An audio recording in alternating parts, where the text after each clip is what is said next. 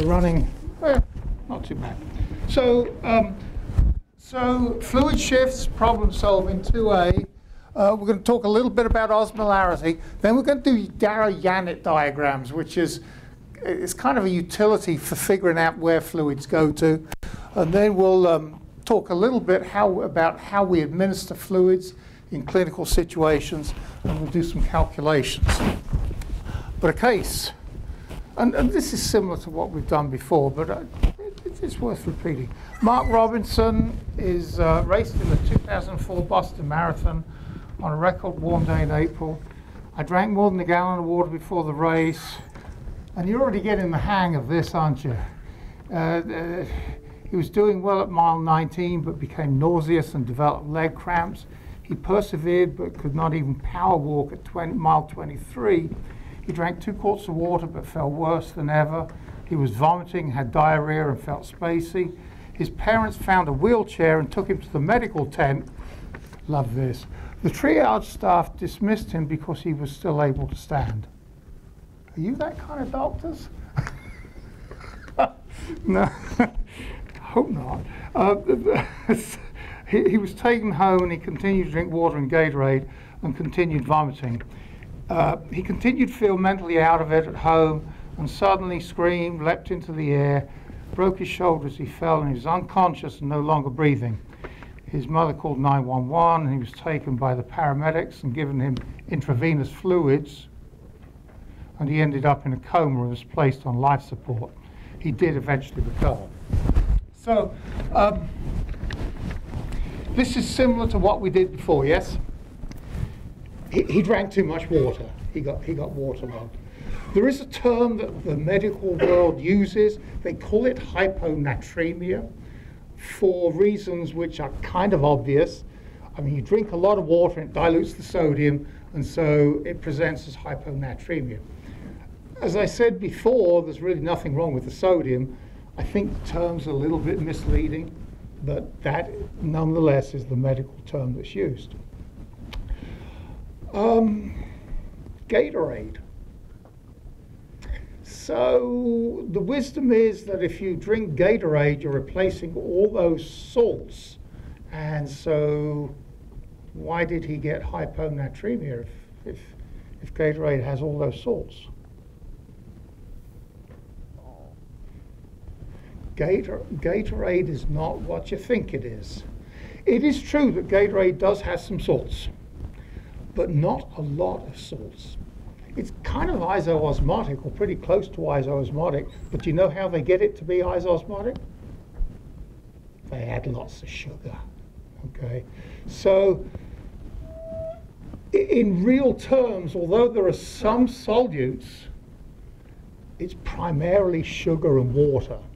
And of course, the sugar gets used up pretty darn quickly, and that just leaves a lot of water. So that's why you can get waterlogged on Gatorade, even though supposedly you're replacing some of the solids. Okay. Who's a runner?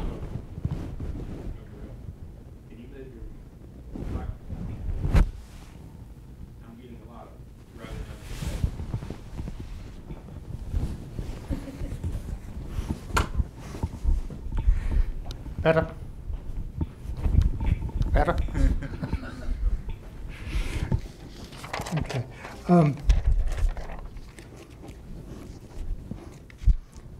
Nobody runs here? Nobody does long distance running? Oh, you shy? Who? Okay. Oh, yeah, but you only do about 100 miles at a time, don't you?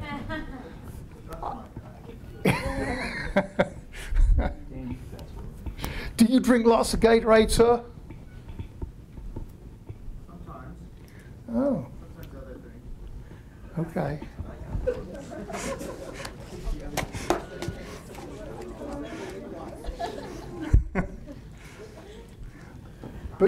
But you monitor everything very well. You never pass out. You're good. Yeah. Okay. Yeah, Dr. EK does do a little bit of running. So let's move on. Let's talk a little bit about osmolarity. So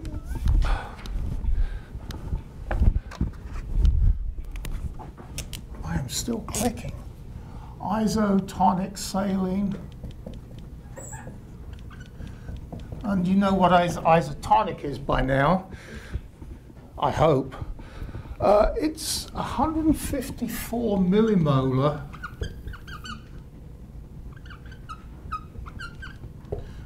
sodium chloride.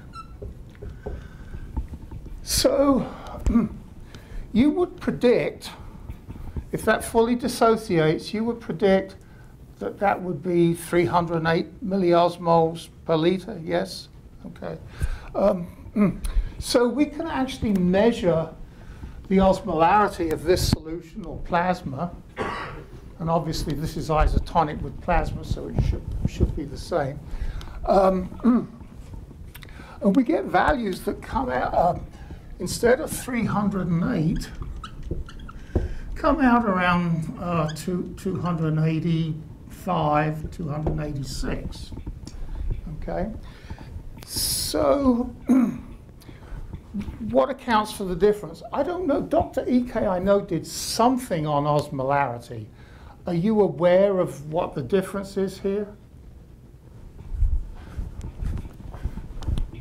Have you ever covered osmotic coefficients and reflection coefficients? Okay. Which is which? That's the reflection. And this is osmotic. Why don't we just redefine these? What's the reflection coefficient?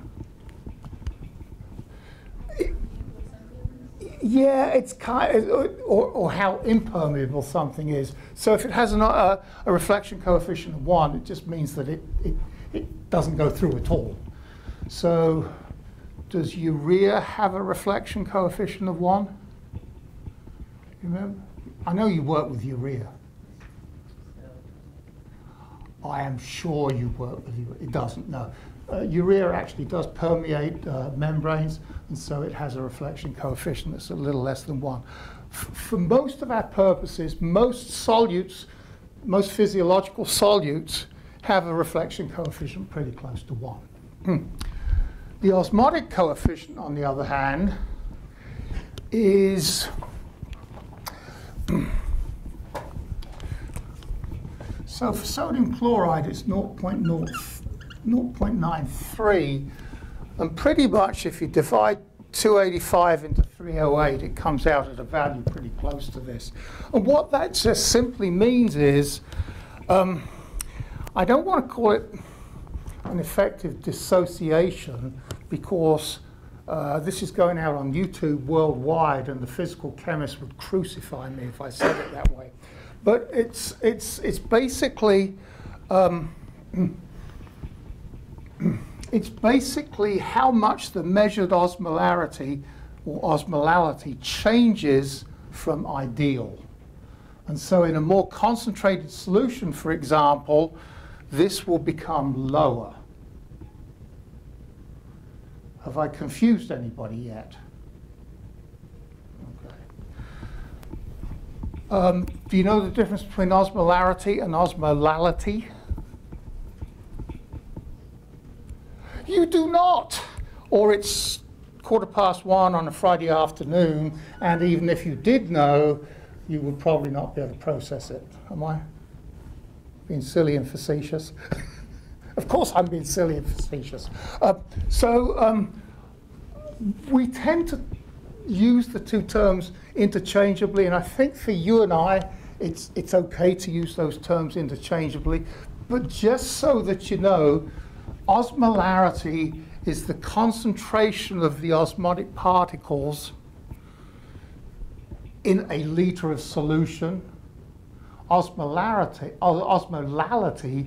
is the number of solutes in a kilogram of water. So it's slightly different.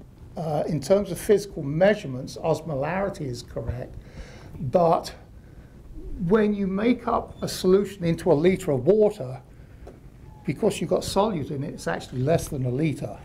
The water is less than a liter. So when you actually measure osmolality, you have to take into account the fact that you're putting a certain amount of solute in 1 kilogram or 1 liter of water. Okay? So that's just a subtle difference. And frankly, I don't think we need to do much more with that. I think it's just important that you know the difference. Oh,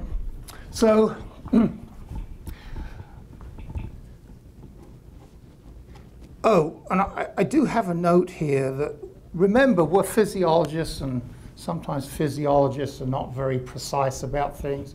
And so often I just say 300. Okay? So realize that's just a rounding off of numbers for osmolarity. Okay. So question, can we